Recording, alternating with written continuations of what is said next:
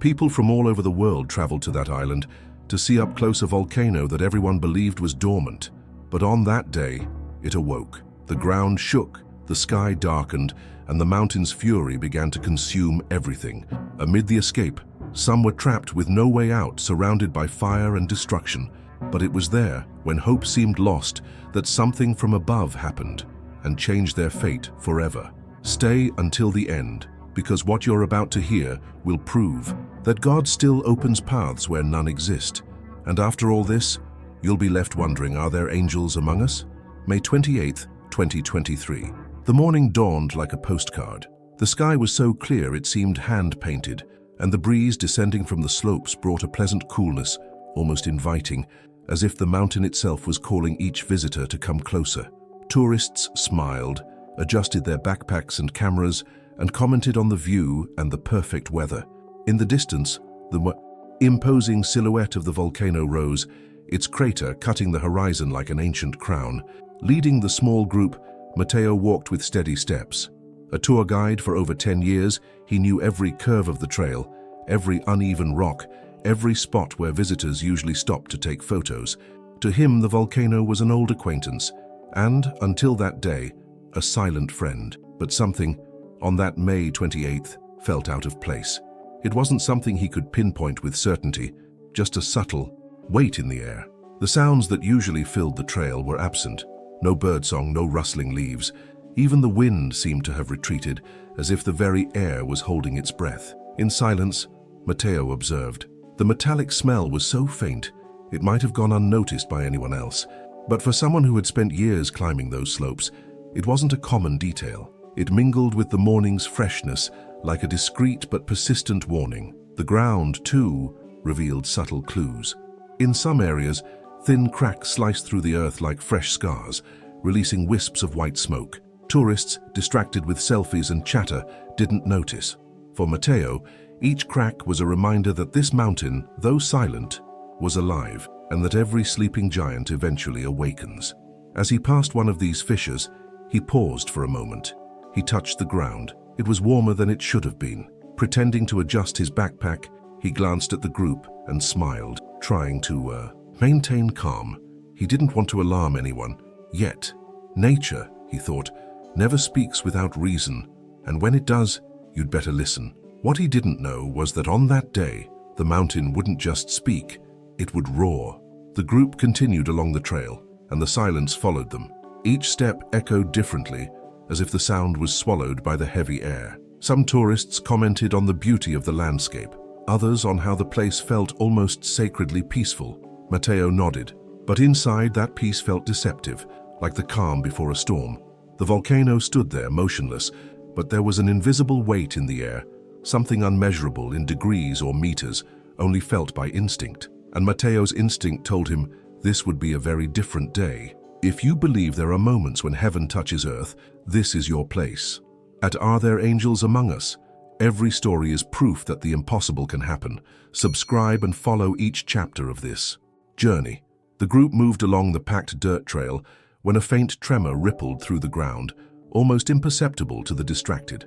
It was as if the mountain itself let out a deep sigh, dislodging small stones that rolled downhill with a dry clatter, catching the attention of those near the edge. No one commented, perhaps unwilling to turn that strange feeling into something real. But for someone who knew every inch of that route, it wasn't a detail to ignore. The climb continued, but the temperature underfoot seemed to shift. The heat came from below, not from the sun illuminating the morning. The ground radiated a stifling warmth, as if a hidden furnace burned just beneath. At certain points, the difference could be felt even through boot soles. The more enthusiastic visitors still stopped to take photos, enchanted by the scenery, unaware that the landscape was beginning to show signs of unrest. In silence, Matteo watched. Each step now felt heavier than the last. Then, memory brought back his grandmother's firm voice. When God wants to speak, even the earth gives notice. She'd say this whenever nature showed unusual changes. Winds shifting inexplicably, birds flying away together, sudden silence in the fields. Words that carried ancient wisdom from someone who had learned to respect every message the natural world sends. Recalling this now made his body shudder more than the mountain's tremor itself. The heat grew almost imperceptibly, but steadily. Each step seemed to draw them closer to something unseen yet alive, latent. One or two group members began to frown, perhaps sensing the change, but no one spoke. The beautiful, photogenic landscape masked the unease brewing beneath the surface of the hike. Still, with every crack in the ground, every stone that loosened on its own, the feeling that something was about to happen grew stronger. The unease intensified. It wasn't outright fear, but an internal pressure that made even ignoring it difficult. The mind sought rational explanations. Maybe it's just heat from the previous day, maybe it's a common tremor. But the heart knew there was more. Deciding to move quickly seemed the best way to shorten their time there. Without saying anything to the group, Matteo picked up the pace as if sensing every minute could make a difference. The landscape continued to frame the trail, but its beauty now carried something unexplainable, and they were all about to find out what it was. If you were in a place where something felt off, that unease in the air as if the environment were trying to warn you, would you keep going or heed the warning? Tell me in the comments. Are you the type to push forward or play it safe and turn back before it's too late? The sound came first, deep and low as if rising from the earth's core. It wasn't a typical thunder. It sounded more like an ancestral roar, a voice echoing through the body. The stones beneath their feet vibrated, and the air seemed to shift in density. The group stopped instinctively, like animals sensing a predator before seeing it. In the silence that followed the initial rumble, there was a strange feeling that something immense was about to happen, and nothing could stop it. Then, the sky began to transform before their eyes. A thick plume of smoke shot violently from the crater, dragging a shower of ash that swirled in the air like a dark veil. Tiny particles settled on shoulders, hair, and backpacks, resembling snowflakes. But they burned lightly to the touch. It was as if the day were being swallowed by night at a pace so rapid, it seemed the clock had gone mad. Suddenly, glowing rocks were hurled into the sky, tracing brilliant arcs before crashing onto the slope. Each impact sparked small explosions of sparks and smoke, as if the ground were under attack by an invisible army. Some fell meters away, others rolled into crevices or fizzled out on cooler ground. The sight was both mesmerizing and terrifying, like watching a spectacle too dangerous to stay for. Then the heart of the mountain opened completely. The crater spewed flames, and from its core emerged a river of lava, thick and slow, but with the unstoppable force of something uncontainable. Its color was a vivid red, almost hypnotic, mixed with orange and black patches. It advanced like a molten sea, devouring everything in its path. Where it passed, the green vanished, replaced by a smoking trail. There was no turning back for anything touched by that living current. The heat became suffocating, not just on the skin, but in the air they breathed. It felt like getting too close to a giant bonfire with no chance to step back. Even the wind seemed to turn into waves of heat that burned the skin. A few kilometers away, trees began to catch fire on their own, ignited by the radiant heat before the lava even reached them. The sound of crackling leaves mixed with the volcano's continuous roar, creating an apocalyptic symphony no one would ever forget. Amid this scene, one certainty loomed. The mountain wasn't just awake, it was furious, and those on it had to decide quickly which way to go because the time for gazing was over. Watching something so grand and terrifying at the same time stirs anyone. If this scene made you imagine being there, write in the comments, "I felt it from here." Let's see how many felt that impact. The lava flowed down the slope like a wild animal that after waking hunts without haste, knowing nothing can escape. Familiar trails vanished in minutes, turning into steaming black rivers. Wooden bridges linking dangerous sections cracked before collapsing into the molten current. In the distance, homes that had sheltered families and stories for years were swallowed by the glowing tide, disappearing as if they'd never existed. The forest, still green and majestic, began to writhe under the heat, shedding dry leaves that burned in the air before even hitting the ground, and those up above knew the beauty of that landscape was being destroyed before their eyes. At the top, Matteo's group struggled to comprehend what they saw. Some stood frozen, eyes wide, breathing fast. Others gestured wildly, talking quickly, almost shouting, as if the volume of their voices could ward off fear. A woman covered her mouth, repeating the same phrase over and over. "This can't be happening. This can't be happening." A younger man, perhaps on impulse, took a few steps back, searching for an exit that didn't exist. Chaos began to grow, not just around them but within each person. Above them, a pyroclastic cloud formed, engulfing the sky like a monster of smoke and fire. Glowing fragments swirled within it, falling at irregular intervals and drawing screams with each impact on the ground. The noise was deafening, not just from the mountain's roar, but from the overlapping voices of fear and desperation. An elderly woman gripped Matteo's arm so tightly, her fingers turned white, pleading for him to say it would pass soon. The ground trembled relentlessly, each vibration eroding the group's confidence. Matteo, feeling the weight of every gaze, raised his voice above the noise. He didn't shout in panic, but to be heard. "Look at me. Take a deep breath. We're getting out of here, but I need you to listen and stay together."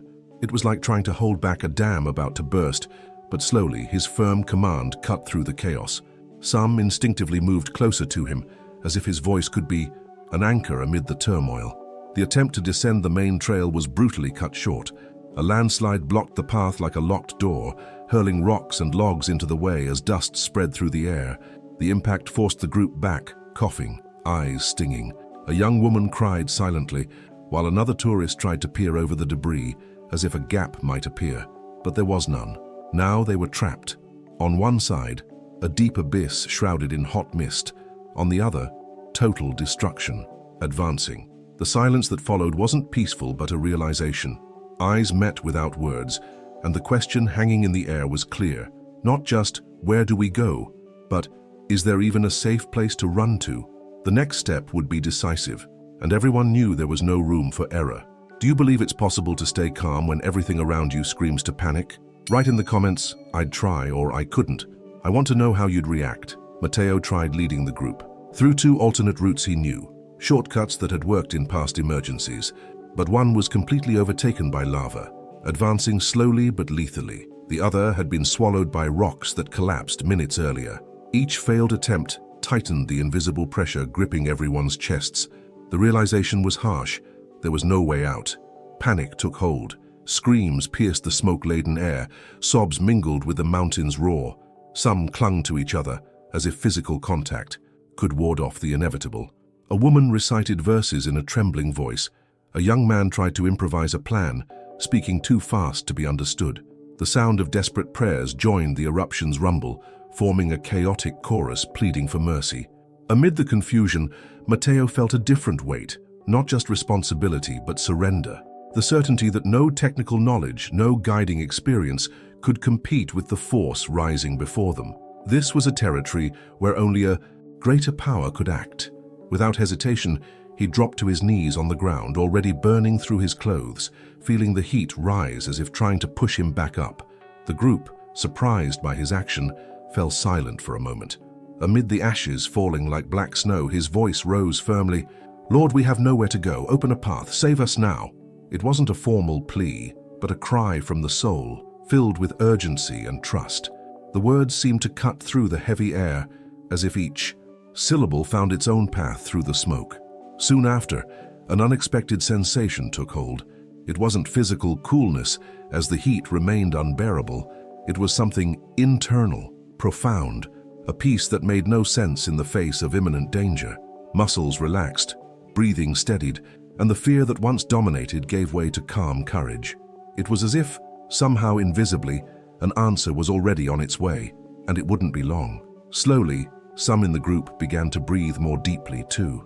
Eyes met, and even without words there was a subtle shift. They still didn't know what to do, but Matteo's posture, kneeling and confident, began to anchor their hearts.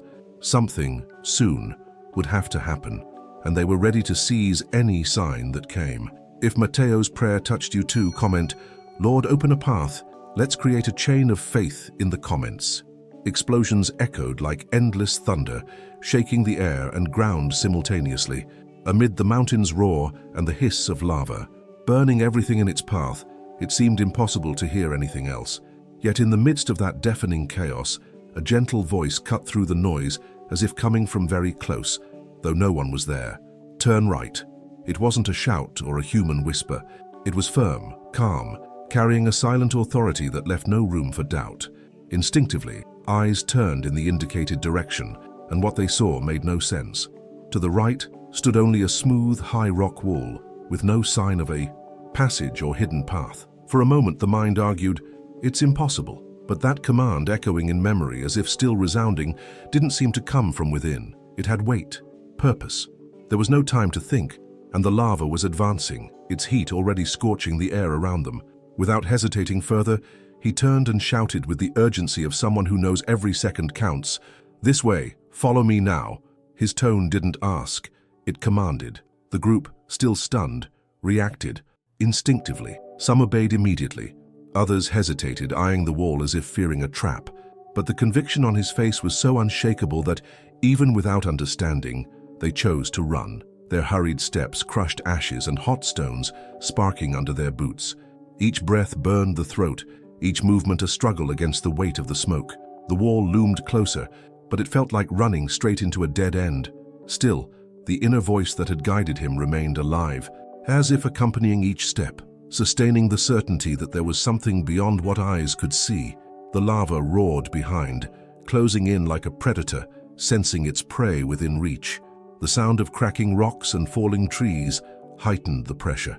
Yet the group ran, and deep within each of them a question began to form, one no one dared voice aloud. Could this improbable direction really be our path to survival? Moments like these show who we truly trust to save us. Write in the comments, "My hope is in God," if that's your choice too.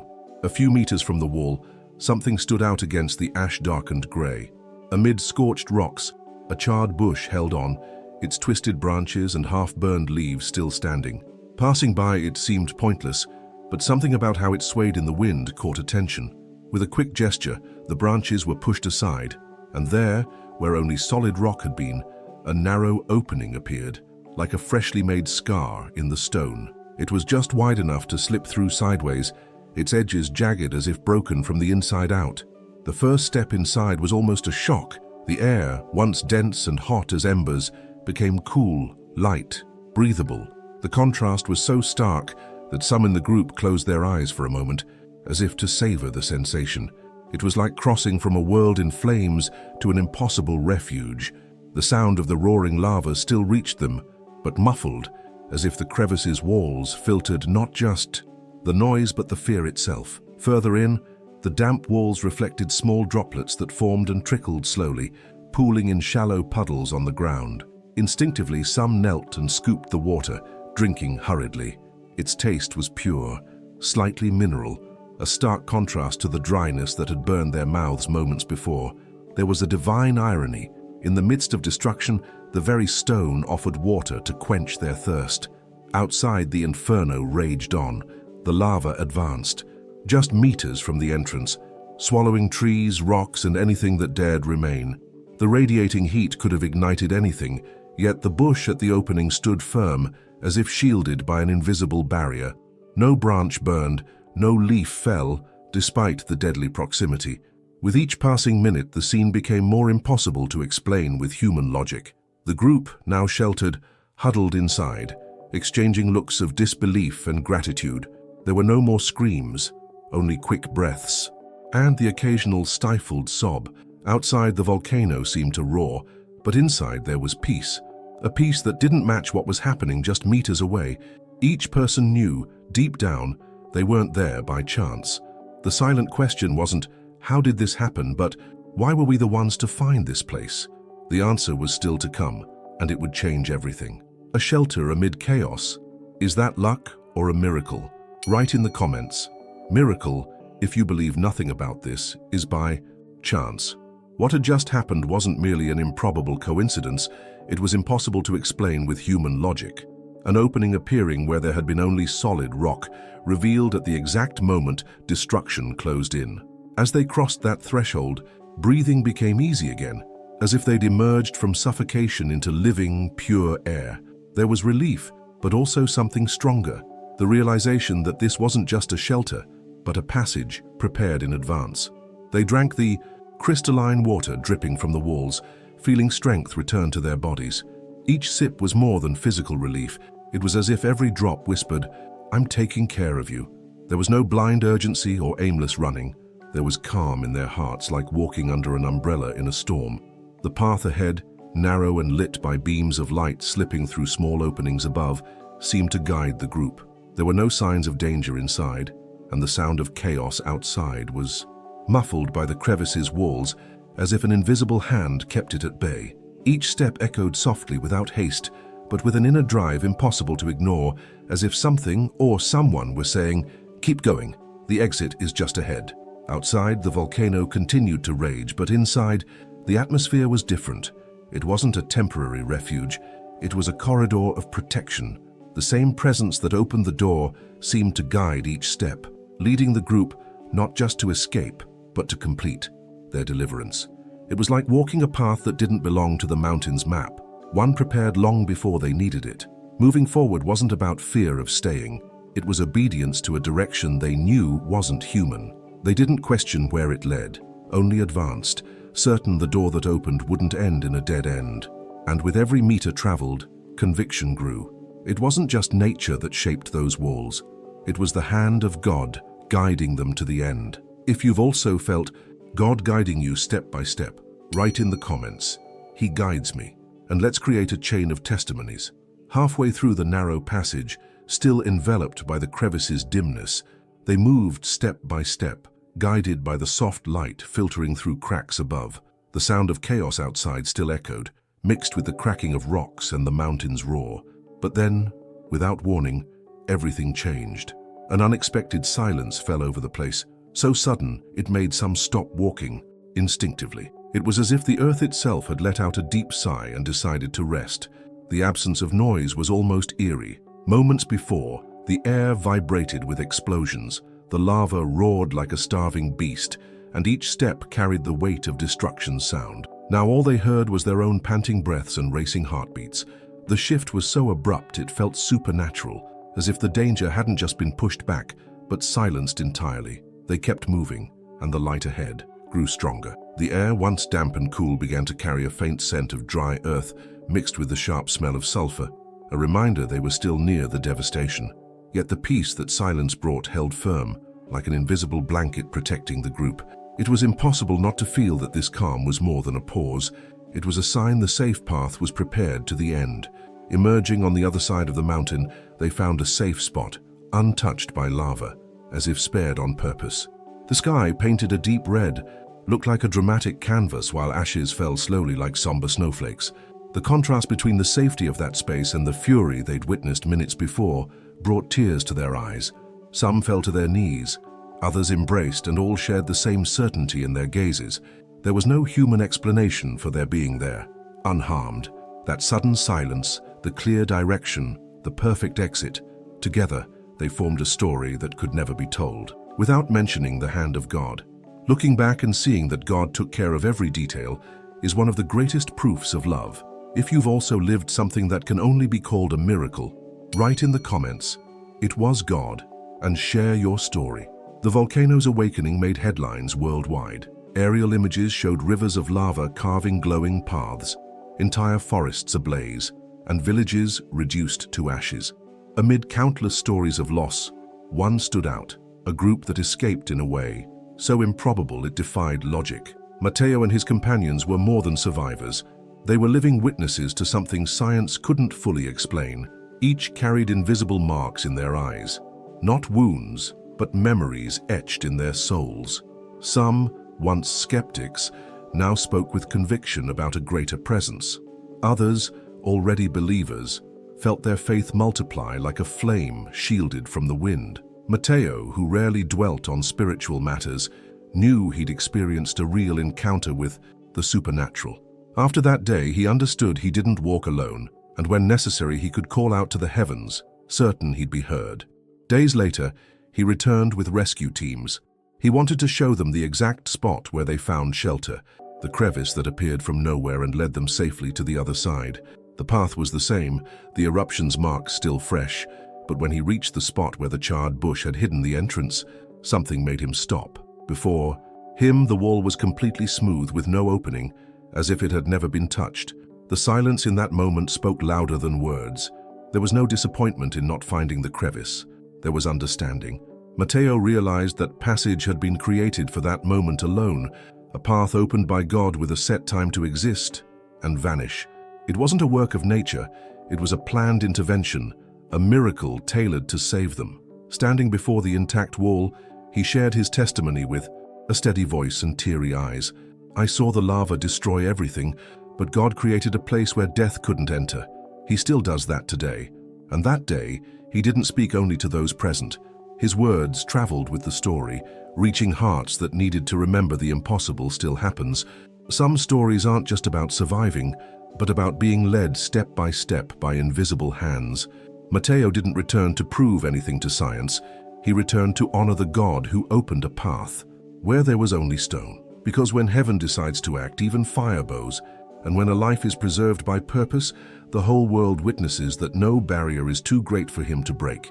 New stories of deliverance are coming. So click the video below and dive into another journey where the impossible unfolds before our eyes. Until then,